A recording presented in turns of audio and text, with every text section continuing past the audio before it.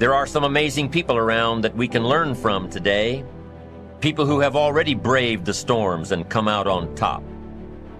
People who are still alive today. People who started with nothing and ended up with something great. Famous people, not so famous people. Maybe even people you know, but don't know their stories. People who had an early vision and ambition. People who turned their focused dreams into the reality of success. Life is dull only to dull people. This is true, but it also could have read, life is interesting only to interesting people, or life is successful only to successful people. And what I'm trying to say is that you must first become, mentally, from an attitude standpoint, that which you wish to achieve. A famous restaurateur was being interviewed by a reporter who asked, "When did you become successful?" He replied, "I was successful when I was sleeping on park benches, because I knew what I wanted to do and that I would do it." In short, his attitude had been one of success, of expecting success long before the material, the tangible rewards of success had been earned. But for now, remember that a person must act, look, and because of these things, feel successful before the success he seeks can come. We must learn from personal experience. Pretty simple. Learn from what happens to you. Take a look back over the last few months. Did you make some mistakes? How could you correct those for the future? Take a look back over the last year. Have you done it right or done it wrong? Let's correct it for the next year. Don't drown in a sea of your own negativity when you can float on the ocean of life. You are meant to be a wonderful, loving expression of life. Life is waiting for you to open up to it, to feel worthy of the good it holds for you. The wisdom and intelligence of the universe is yours to use. Life is here to support you. Trust the power within you to be there for you.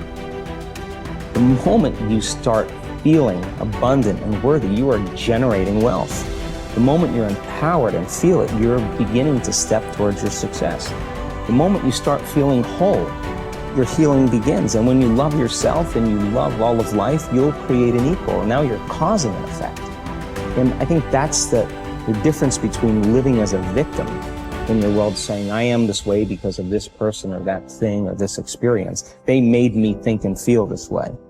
When you switch that around, you become a creator of your world, and you start saying, my thinking and my feeling is changing an outcome in my life. And now that's a whole different game, and we start believing more that we're creators of reality. This is your moment to shine. And if you're not willing to shine, then step aside. If you're not willing to work, then this is not the place for you. You got to toughen up. You got to look up. You got to build up. If you want it, this is the time to go get it. But you gotta work for it. You got to believe in it. You got to trust in it.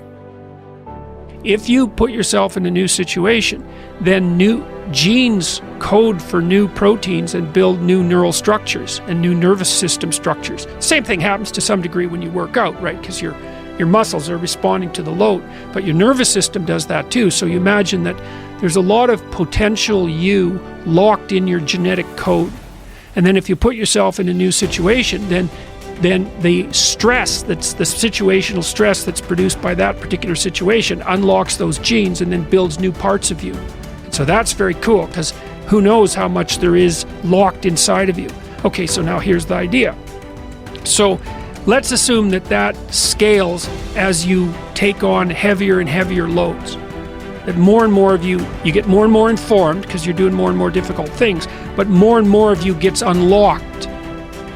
And so then what that would imply is that if you got to the point where you could look at the darkest things, so that would be the abyss, right? That would be the deepest abyss. If you could look at the harshest things, like the most brutal parts of the suffering of the world and the malevolence of people and society, if you could look at that straight and directly, that would turn you on maximally. And so that's the idea of rescuing your father, because imagine that you're like the potential composite of all the ancestral wisdom that's locked inside of you biologically. But that's not going to come out at all unless you stress yourself. unless you challenge yourself. And the bigger the challenge you take on, the more that's going to turn on.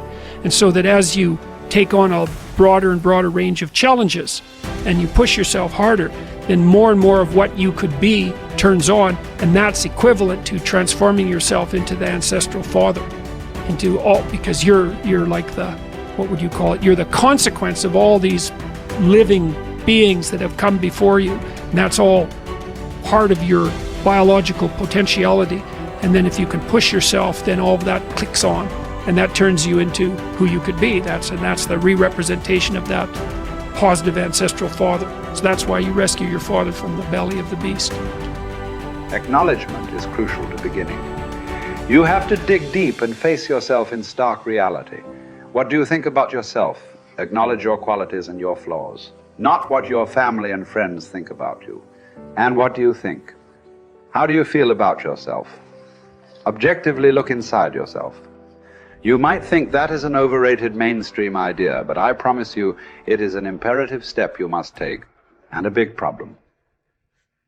Consciousness will take shape only if you start thinking about it. First, you have to understand your virtues and flaws. Then you have to begin to speak about them, not advice-seeking, but stating as facts. By speaking about them, I mean you must stand up and say, hey, this is me, I am this person. And it will hurt. Let's say you were blindfolded for 10 or 15 years. If after many years you choose to remove the blinders, when you open your eyes even the slightest bit, it will hurt as hell. So first you have to acknowledge that opening your eyes will be painful. Most of those who get this far will quit and fail because they fear pain and they fear failure. A lot of what-ifs will appear in front of them, and a lot of possibilities that might lead to failure. So they decide to do nothing, and they stick their heads back in the sand. Will you also do that? I know you won't. You are better than those who choose to be blind. You will keep going. What comes next in the process of recognizing a life that lacks confidence? After the pain, or shall I say during, you will start to recall one by one all the chances you missed, all the possibilities you didn't take, and all the time you wasted. It is important to take these lessons and promise yourself it won't happen again. But don't spend too much time regretting a wasted past. Stay in the present, leave the past behind, and act now in a way to improve your future. Prepare yourself for some further disappointments. You who are starting to see straight will realize the friends around you are not so perfect as you thought they were. You will see their blindness and how they mismanage their lives. Don't start mocking them. Don't tell them how stupid they are because they haven't asked for your opinion. You must know they are not yet ready to open their eyes. This process has to start from within. You don't achieve worthwhile goals quickly or easily. They take time. They take struggle. They take relentless pursuit day in and day out. That's what it takes.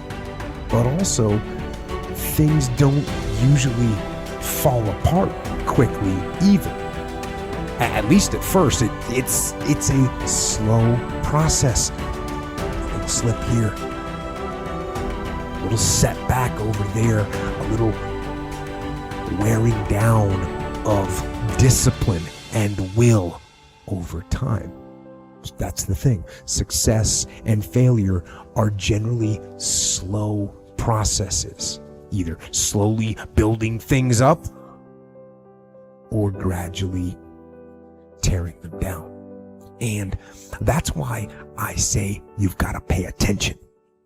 You have to watch. You have to watch every single second, because those seconds, they turn into minutes, and minutes turn into hours, and hours turn into days, and days turn into years.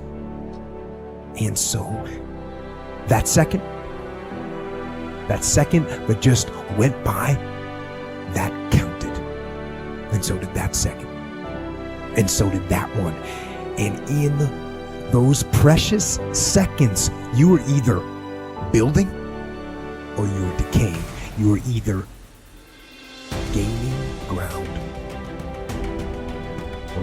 losing out in that second and in every second. Every second counts. So make every second